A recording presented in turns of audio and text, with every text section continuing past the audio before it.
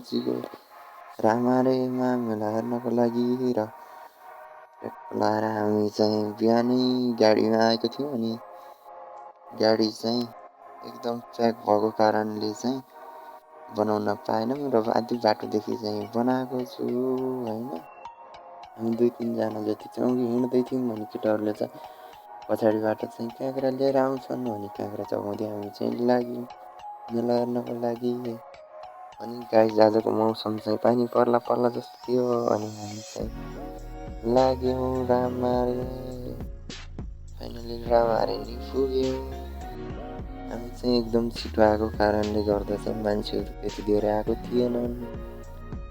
अनि यता चाहिँ फाडाफाडाको बलि दिइरहेको थियो अनि हामीले चाहिँ एकछिन हेरेर फेरि माथितिर लाग्यौँ।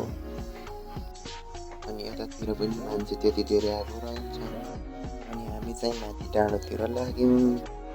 के हो आउन पाएको छैन केटाहरू त गयो भनेर सोध्छन्, कसैले चाहिँ भोक लाग्यो भन्छन्। अनि हामी त्यसपछि चाहिँ खाजा खानातिर लाग्यौँ। अनि खाजा खाएर फेरि हामी मेलातिर लाग्यौँ। अनि हामी खाजा खाएर आउने बेलामा त मान्छेहरू एकदम धेरै आइसकेका थिए।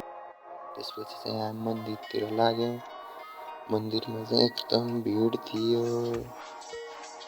केटाहरू चाहिँ कहाँ पुगे थाहा छैन, तर म चाहिँ यो भिडमा भिडियो बनाउँदै हराइरहेँ। अनि यता चाहिँ दिदीहरू कामिराख्नु भएको थियो। अनि हामी त्यसपछि चाहिँ माथितिर लाग्यौँ। मान्छेहरू चाहिँ यति धेरै आइसकेका थिए र हामी माथि जाने बेला चाहिँ बाटो पनि थिएन। बल्ल बल्ल चाहिँ हामी माझामा छिरेर माथितिर लाग्यौँ। हामी माथि गएर आउने बेलामा चाहिँ सराय नाच्न थालिसकेको रहेछन्। अनि त्यसपछि चाहिँ हामी आएर हेर्न थाल्यौँ। अनि हेर्दा हेर्दा चाहिँ मलाई पनि सराय नाच्नु जस्तो लाग्यो।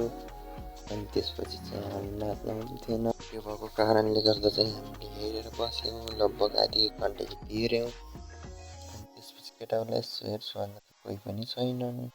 अनि यता हेर्छु उता हेर्छु केटाहरू त कोही पनि छैनन्। अनि त्यसको एकछिनपछि त केटाहरू त यहीँ पछाडि रहेछन्। अनि जताकतिबाट मान्छेले घेरेको केटाहरू पनि भेट भयो।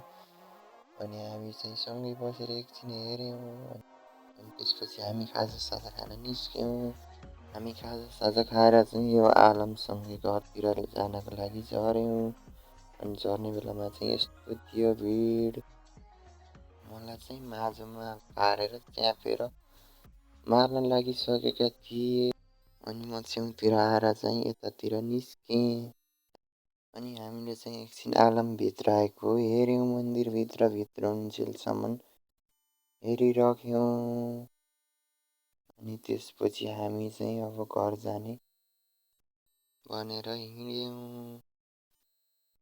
अनि हामी बाटोतिर आउन बित्तिकै गाडी आएको रहेछ। अनि हामी गाडीमा चढ्यौँ।